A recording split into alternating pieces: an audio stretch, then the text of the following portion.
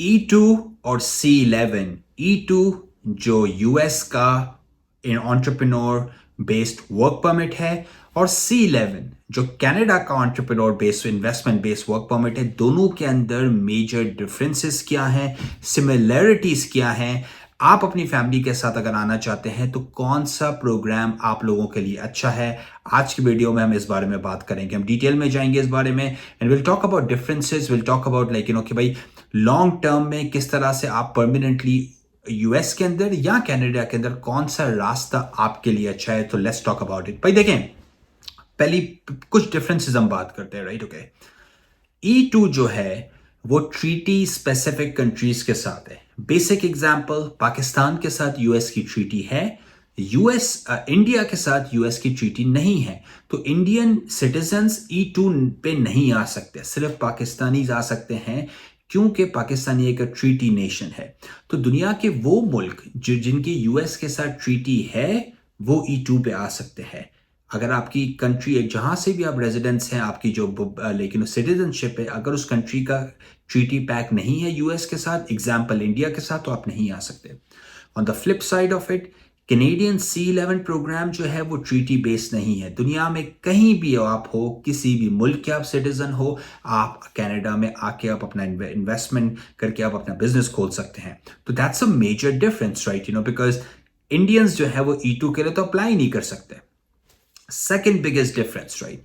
E2 के अंदर आपको एटलीस्ट 50% बिजनेस ओन करना जरूरी है। ओके, ये हार्ड रिक्वायरमेंट है। C11 के अंदर कोई मैंडेटरी मिनिमम इक्विटी ओन करने की रिक्वायरमेंट नहीं है। एग्जाम्पल, आप कोई बहुत बड़ा बिजनेस ले रहे हैं, $2 मिलियन का बिजनेस है जिसमें आप सिर्फ 25% के पार्टनर हैं, that you can also do in C11।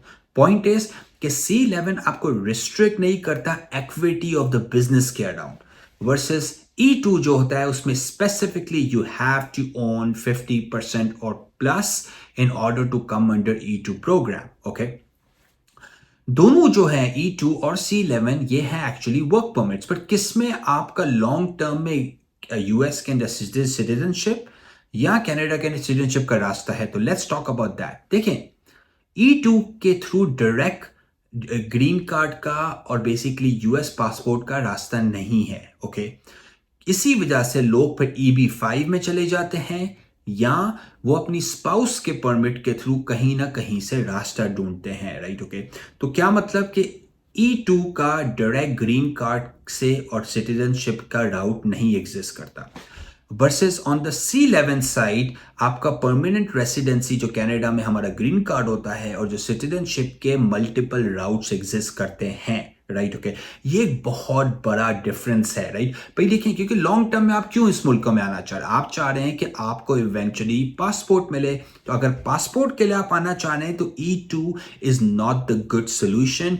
C11 is a much better solution when it comes to getting the country's passport. Okay, बड़ा इंपॉर्टेंट पॉइंट है पासपोर्ट। अभी हम फ्लिप हो जाते हैं कि भाई इकोनॉमी में पैसे आपने कहां पे ज्यादा बनाने। देखें, यूएस E2 जो है ना, यूएस दुनिया की सबसे बड़ी इकोनॉमी है, पैसा वहां पे बहुत है। E2 पे आप डेफिनेटली ज्यादा पैसे बनाएंगे। C11, कनाडा भी एक अच्छी इकोनॉमी है, पर यूएस जितनी बड़ी नहीं है, यूएस जितना पैसा नहीं है। तो C11 जहां पे आपको परमानेंट रेजिडेंसी और सिटीजनशिप का राउट देता है, वहां पे C11 कनाडा का एक डिसएडवांटेज है कि उसकी इकोनॉमी जो यूएस के कंपेरेबल काफी छोटी है, राइट? ओके, तो ऐसा नहीं है कि आप यहां पे पैसे नहीं बनाएंगे, पर आप पैसे कम बनाते हैं C11 के थ्रू, राउट्स के थ्रू बनिस्बत E2 के। बिकॉज जाहिर सी बात है, E2 है वो दुनिया की सबसे बड़ी इकोनॉमी में आप जा रहे हैं, तो आपके पास अपॉर्चुनिटी ज्यादा होती है। C11 जो कैनेडियन बेस्ड है, वो कैनेडियन इकोनॉमी यूएस के लेकिन कंपेयर टू 1/10 है, राइट? बहुत छोटी इकोनॉमी है। हमारे पास है 36 मिलियन लोग, यूएस के अंदर है ऑलमोस्ट 300 मिलियन लोग। तो भाई जाहिर सी बात है, एक बहुत मेजर डिफरेंस है इकोनॉमी की साइज का। तो पैसा अगर आपने बनाना है और अगर आप सिटीजनशिप की केयर नहीं करते तो E2 is the best option. अगर आप बोलते हैं कि भाई पैसा इज अ सेकेंडरी थिंग, मुझे चाहिए सेकंड पासपोर्ट, मुझे अपने बच्चों की सिटीजनशिप चाहिए, तो C11 is a better option. Okay, कुछ और भी रिक्वायरमेंट्स होती है, जिस तरह कि आपकी स्पाउस को, हाँ, E2 में भी आपकी स्पाउस को वर्क करने की स्पेशल परमिशन मिलती है।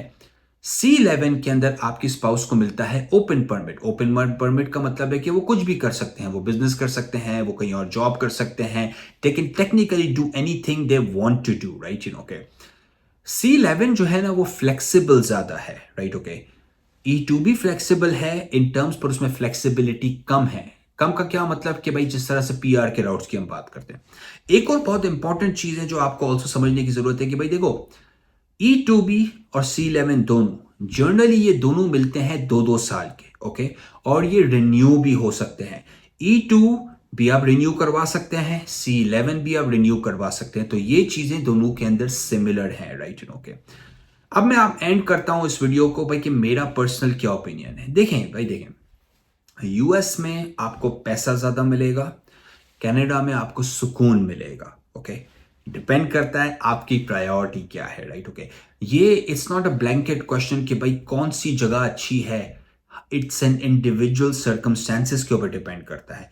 बहुत सारे लोगों के लिए E2 is the best option to go for, but बहुत सारे लोगों के लिए C11 is the better option to go for, right. तो अपने पर्सनल सर्कमस्टेंसेस को देखें, ये देखें कि आपकी प्रायोरिटी क्या है। क्या आप पैसा चाहते हैं या आप लॉन्ग टर्म सिटीजनशिप चाहते हैं, वो आपकी प्रायोरिटी है। बिकॉज देखें, C11 में अगर आपको एक बार सिटीजनशिप मिल जाती है कनाडा की, तो आपका क्या काम है, आप जस्ट भाई US लेकिन वो हो जाए। कनाडा US की तो लेकिन फ्री ट्रेड एग्रीमेंट है। तो अगर मैं हूं आपकी जगह पे, तो मैं ये करूं कि भाई पहले मैं जो है ना C11 के लिए अप्लाई करूं, कैनेडियन सिटीजनशिप लूं, और फिर मैं जाऊं US, वहां पे जाके बिजनेस करूं, ताकि मुझे कोई टेंशन ही नहीं हो, ताकि इनफैक्ट मैं बेनिफिट्स ले सकता हूं टैक्सेस और बाकी चीजों के लिए भी, और मुझे अपनी पासपोर्ट और सिटीजनशिप की फिक्र करने की जरूरत नहीं है, राइट, ओके।